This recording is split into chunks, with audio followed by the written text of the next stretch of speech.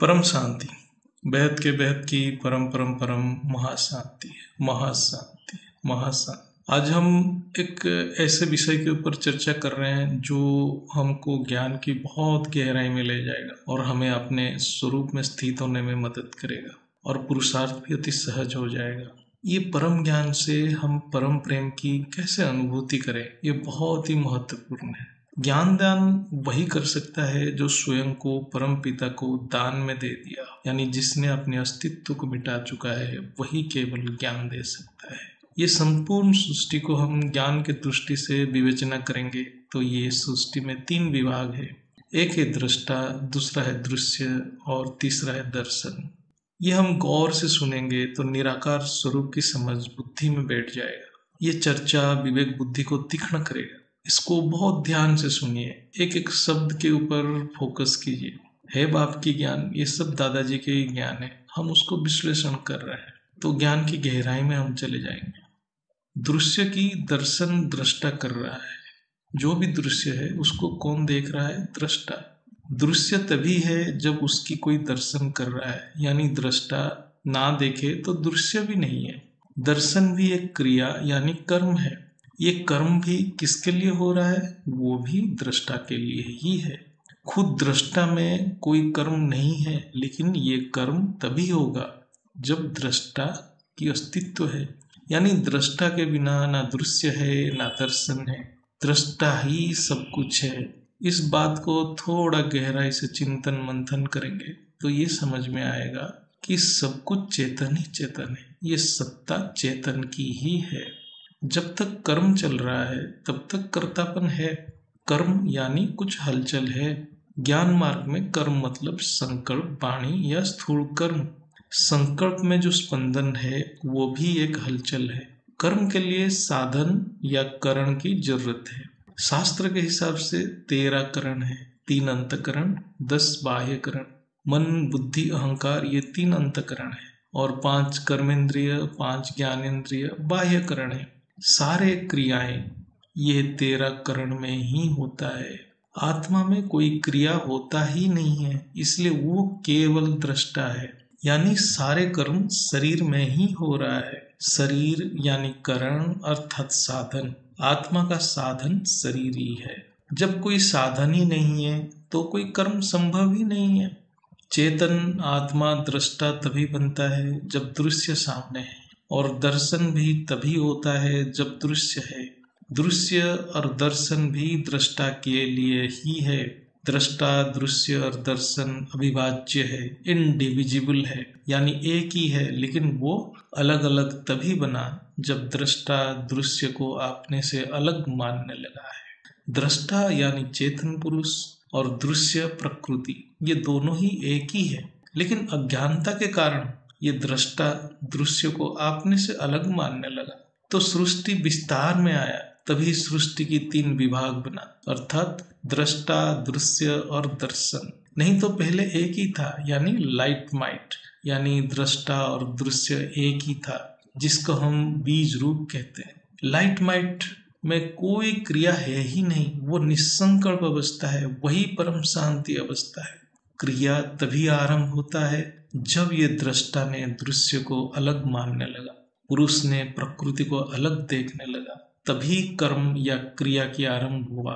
उससे पहले कोई क्रिया था ही नहीं, कोई सृष्टि था ही नहीं, वही बीज रूप स्थिति है। कोई क्रिया है ही नहीं तो अवस्था, उस अवस्था को, जिस समय कोई क्रिया ही नहीं है तो उस अवस्था को हम कर्मातीत, भावातीत, गुणातीत अवस्था कहते हैं। जब तक आत्मा ये सब बुद्धि से बोध नहीं करेगा, आत्मा उसको एक्यूरेट पुरुषार्थ करने में समय लगाएगा। यानी जब तक एक्यूरेटली नहीं समझ पाएगा तो वो पुरुषार्थ भी एक्यूरेट नहीं कर पाएगा। आत्मा को पुरुषार्थ में तभी मजा आएगा जब वो प्रोसेस यानी प्रक्रिया को समझेगा और उसको, उसमें से जो आनंद की अनुभूति करेगा, तभी वो पुरुषार्थ में मग्न हो जाएगा। इसलिए स्वयं मैं अजन्मा, अकर्मा, अकर्ता हूँ, क्योंकि स्वयं ही बीज स्वरूप है। उसमें कोई साधन या करण नहीं है, 13 करण भी नहीं है, कोई शरीर भान भी नहीं है, तब दृश्य भी नहीं है। यानी मैं स्वयं के अंदर कोई क्रिया ही नहीं होता है, तब मैं स्वयं में स्वयं को अनुभव करता हूँ, केवल चेतन ही है, तब प्रकृति भी चेतन बन जाता है। इसलिए आज की पुरुषार्थ में ये बार बार कहा जाता है प्रकृति भी लाइट है। इसलिए बीज रूप में मन, बुद्धि, अहंकार कुछ भी नहीं रहता है, केवल चेतन ही चेतन है। दृष्टा यानी देखने वाला। ये देखने वाला कौन है? मैं स्वयं।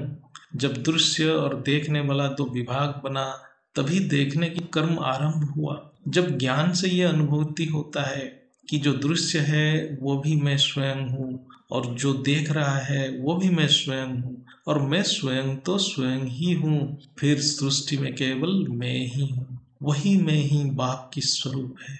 इसको अद्वैत वेदांत में अहम ब्रह्मास्मि कहा जाता है। अहम ब्रह्मास्मि सर्वखल वेदं ब्रह्म, यानी सब कुछ ब्रह्म ही है। जब आत्मा इस बात को बुद्धि से बोध कर लेता है, तब आत्मा बहुत सहजता से बेहद की बात को स्वयं में अनुभव करता है। ये इंद्रियातीत है, यानी यहाँ ना अंत इंद्रिय रहता है, ना बाह्य इंद्रिय रहता है, ना कोई करण या साधन भी रहता है। केवल आत्मा और परमात्मा यानी रचना और रचयिता की अस्तित्व है। ये सहज राजयोग है, इसमें कोई तत्व नहीं है, केवल चेतन परम प्रकाश ही है, प्रकाश ही है। क्योंकि आत्मा और परमपिता की संबंध केवल परम प्रकाश के द्वारा ही है। ये परम पवित्र, अत्यंत शुद्ध, संस्कार रहित रहता है। वेद शास्त्र इस ज्ञान को बहुत बारीकी से समझाते हैं, लेकिन वेद शास्त्र परमात्मा के अस्तित्व को इतना स्पष्ट व्याख्या नहीं किया है। इसके लिए दादाजी के परम ज्ञान में आना ही पड़ेगा। आज तक धरती के ऊपर ऐसा कोई भी ज्ञान नहीं है जिसमें ऑलमाइटी ऑथोरिटी के बारे में बताया है। ये परम ज्ञान अद्वितीय है। अज्ञानता के कारण जब दृष्टा दृश्य को अपने से अलग मानता है और उससे कुछ पाने की इच्छा रखता है, तभी वो कर्म बंधन में आता है। यानी जब दृष्टा दृश्य से भोग की इच्छा रखता है, तभी कर्म बंधन में आता है। जब दृष्टा परम ज्ञान को प्रत्यक्ष बोध कर लेता है, तो दृश्य और दृष्टा एक हो जाते हैं। तब कोई इच्छा ही नहीं रहता है, जिज्ञासा भी खत्म हो जाता है, और परम शांत अवस्था यानी दृष्टा स्वयं में स्थित हो जाता है। यही सहज राजयोग है, यही इच्छा मात्रम अविद्या है। इसमें कोई क्रिया ही नहीं होता है, ना जप है, ना तप है, ना ध्यान है, ना योग है, केवल ज्ञान ही ज्ञान है, केवल चेतन ही चेतन है। इसलिए दादाजी कहते हैं, मैं जप तप ध्यान योग से नहीं, केवल ज्ञान से ही मिलता हूँ। मैं यानी परमपिता बेहद की बात। अभी तक धरती के ऊपर ऐसा कोई ज्ञान ही नहीं दिया था जिससे परमपिता की प्राप्ति हो सके। केवल दादाजी ने यही ज्ञान दिए हैं, क्योंकि वो खुद परमपिता ऑलमाइटी ऑथोरिटी है। ये परम सत्य है, परम निश्चय है, ये ज्ञान से अनुभव करिए। ज्ञान यानी केवल दृष्टा को स्वीकार करना है कि वही सब कुछ है, यानी दृश्य भी उससे अलग नहीं है। जब इस सृष्टि में उसके अलावा और कुछ है ही नहीं, तो विकार तो रहेगा ही नहीं। विकार किस बात की है? तब ना कोई भाव है, ना कोई अभाव है।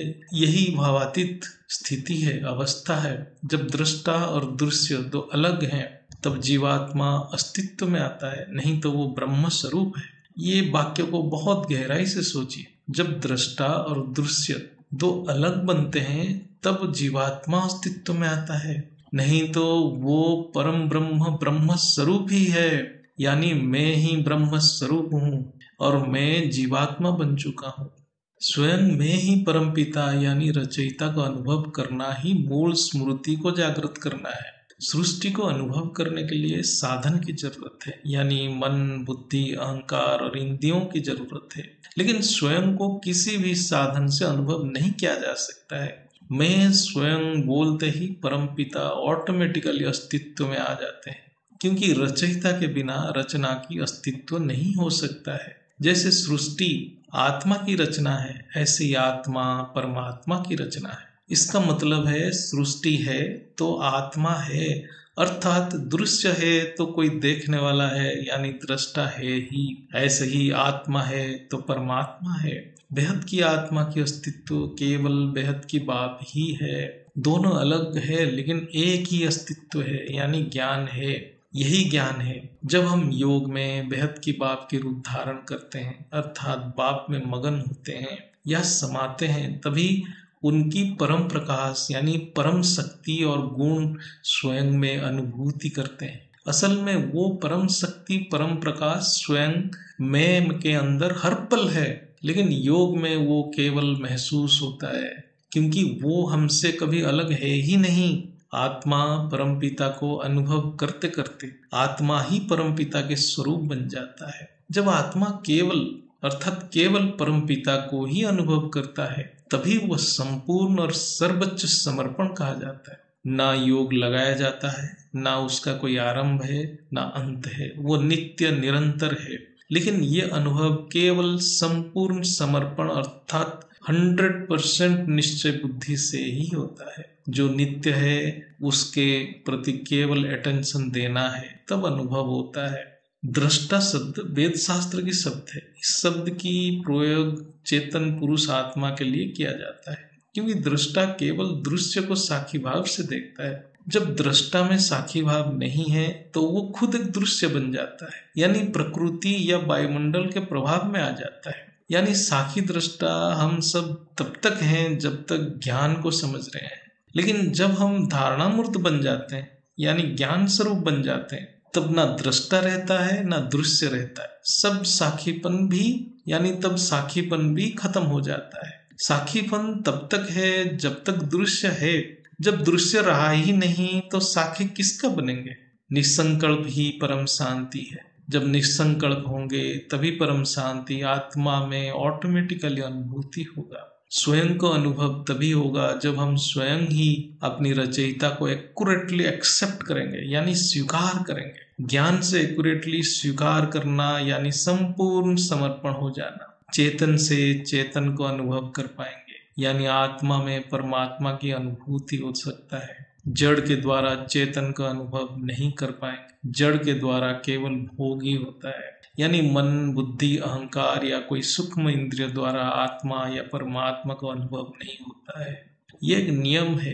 दादाजी के ज्ञान इसी के ऊपर आधारित, इसलिए इसको गहराई से अनुभव बोध करना बहुत जरूरी है। चेतन की अनुभूति के लिए कोई भी क्रिया नहीं करना है, यानी जब तप ध्यान योग ये सब क्रिया है, लेकिन केवल ज्ञान से स्वीकार करना है। स्वीकार करने में कोई क्रिया नहीं है, ये सहज है। जैसे स्थूल जगत की एक उदाहरण लेते हैं, पत्नी ने पति को स्वीकार लेता है, इसमें कोई क्रिया नहीं है। स्वीकार यानी एक्सेप्टेंस।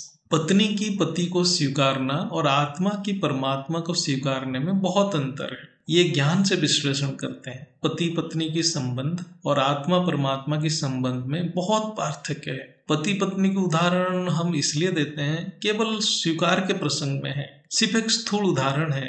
यानी स्वीकार एक क्षण में होता है और बहुत सहज है।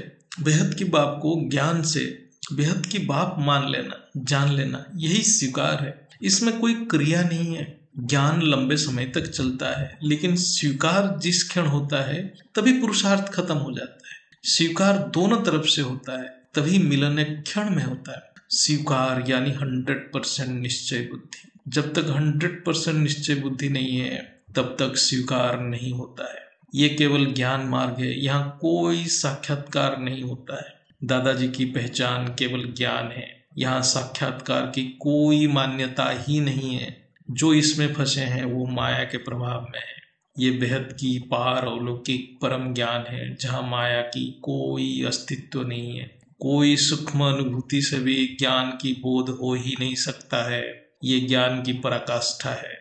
पत्नी की पति को स्वीकारना एक स्थूल कर्म है, तो वहां अंतकरण अस्तित्व में है, क्योंकि पति पत्नी की संबंध कर्म बंधन की खेल है, अर्थात जीवात्मा की बंधन है।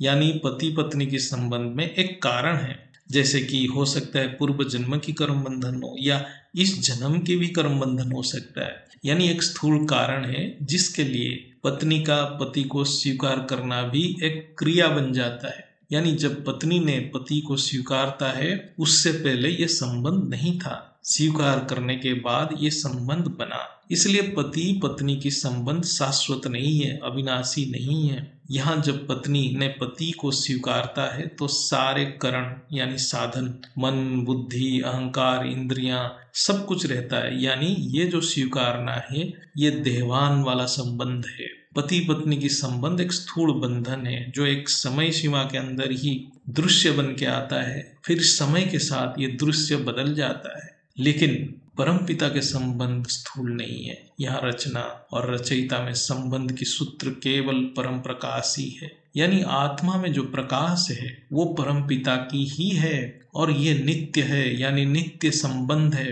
ये कोई नया संबंध नहीं है, ये अनादि समय से चले आ रहा है, ये अविनाशी है। ये संबंध नित्य, निरंतर, शाश्वत, परम पवित्र है। यहाँ स्वीकार करने की भी जरूरत नहीं है, ये नित्य स्वीकार्य है। यहाँ सहमति की भी जरूरत नहीं है। सहमति वहां चाहिए जहाँ दो अलग अस्तित्व है। यहाँ एक ही अस्तित्व दो अलग रूप में दिख रहे हैं। अज्ञान के कारण असल में एक को हम द्वैत मान लिए, अद्वैत को हम द्वैत मान लिए। हम सिर्फ ये नित्य संबंध को भूल चुके थे। ज्ञान से हमारा स्मृति इमर्ज हो जाता है। स्मृति आना अर्थात जो हमारा नित्य साथी है वो स्पष्ट बुद्धि में बोध होता है। यहाँ हम संबंध जोड़ते भी नहीं है, स्वीकार भी नहीं करते हैं। ये नित्य स्वीकार्य है, केवल स्मृति जागृत होता है। जैसे मैं सो गया था और जैसे जग गया और सामने अपने माँ को देखा, बस इसमें कोई साधन या क्रिया की जरूरत ही नहीं है। ना मन है, ना बुद्धि है, ना संस्कार है, कुछ भी नहीं है। मैं मेरे आपने को अपना जान लिया, मान लिया। जो परम सत्य है यही सहज योग है। इसमें कोई प्रयत्न ही नहीं है, केवल बोध करना है। इसलिए पत्नी की पति को स्वीकारना और आत्मा को परमात्मा को स्वीकारना बहुत अलग है, लेकिन स्थूल में समझने के लिए ये सहायता करता है। दोनों में थोड़ा बाह्य रूप से समानता है। पति और पत्नी की संबंध स्थूल है, वहाँ भाव है, देहवान है। लेकिन आत्मा परमात्मा संबंध भावातीत है, देहवान से परे, परम प्रकाशमय, नित्य है। एक संबंध प्रकृति के दायरे में है और एक प्रकृति से परे है। जब दो मनुष्य विवाह के बंधन से जुड़ते हैं तो एक नया संबंध बनता है जिसका एक निर्दिष्ट कारण होता है, जैसे कि पुराने कर्म बंध। लेकिन परमपिता के साथ संबंध नित्य है और इसका कोई कारण नहीं है। चेतन कारण रहित है। जो कारण रहित है वो ही केवल नित्य है, अविनाशी है। मैं नित्य अविनाशी की संतान हूँ। हम सभी की मूल स्मृति यही है। इस सृष्टि में हर दृश्य के कारण है, वो कारण को जानना ही ज्ञान है। लेकिन जिसकी कोई कारण ही नहीं है वो केवल अनुभव होता है। वो है स्वयं मैं ही हूँ, स्वयं बाप ही है, वो नित्य निरंतर है। संकल्प ही स्मृति को जागृत कराता है। ये बहुत ही महत्वपूर्ण है, इसको समझना बहुत जरूरी है। संकल्प यानी आत्मा की स्वाभाविक सोच। स्वाभाविक यानी कोई भारीपन नहीं है, कोई बोझ नहीं है। जब आत्मा बिना प्रयत्न की कोई भी कर्म करता है उसी को स्वाभाविक स्थिति कहा जाता है।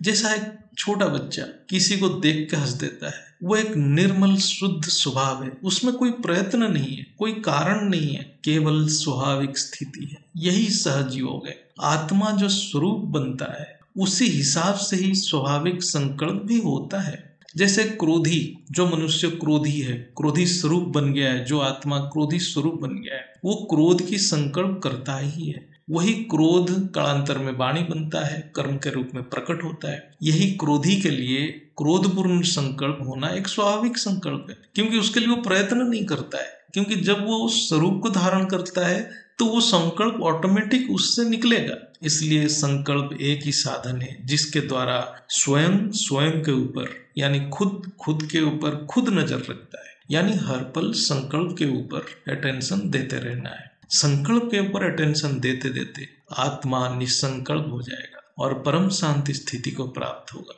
परम शांति ही स्वयं आत्मा की स्वाभाविक स्थिति है। परम शांति के लिए कोई प्रयत्न नहीं है या नहीं करना है, कोई जोर भी नहीं लगाना है। ये एक स्वाभाविक स्थिति है। जैसे पानी की स्वाभाविक अवस्था है शीतलता, ऐसे आत्मा की स्वाभाविक सहज स्थिति है परम शांति। स्वयं में जब मूल स्मृति में स्वयं में जब मूल स्मृति इमर्ज होता है, यानी बाप की स्वरूप महसूस होता है, ऑटोमेटिक आत्मा निसंकल्प हो जाता है। यही परम शांति है। अर्थात जो स्वरूप हम सब बनेंगे वो संकल्प स्वाभाविक होगा।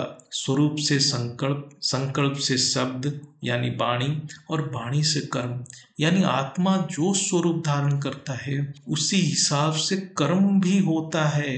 परम शांति तभी महसूस होगा जब हम बाप की स्वरूप स्वयं में धारण करेंगे। कोई भी स्वरूप आत्मा तभी धारण करता है जब आत्मा अपने आप को वो स्वरूप खुद मान लेता है। जैसे आत्मा अपने आप को शरीर मान लेगा तो व्यर्थ संकल्प स्वाभाविक होगा। जब आत्मा वायुमंडल के बस में आता है तो विकारी स्वरूप बनता है। ऐसे ही जब आत्मा बाप की प्रभाव में आता है तो बाप की स्वरूप धारण करता है। इसलिए स्वरूप धारण करने के लिए स्वीकार करना, एक्सेप्ट करना, मान लेना बहुत महत्वपूर्ण रहता है। और स्वीकार तभी होता है जब 100% समर्पण होता है। 100% समर्पण तभी होता है जब 100% निश्चय बुद्धि होता है। यही ज्ञान का सार है, यही पुरुषार्थ है। एक ही संकल्प में स्थित होना ही एक रस स्थिति है। यानी हम एक रस स्थिति में नहीं रहेंगे तो दिन में कितने स्वरूप धारण करेंगे वो हम गिन भी नहीं पाएंगे। उसी को सिद्ध करना है। एक स्वरूप में रहने के लिए उसी को सिद्ध स्थिति कहा जाता है।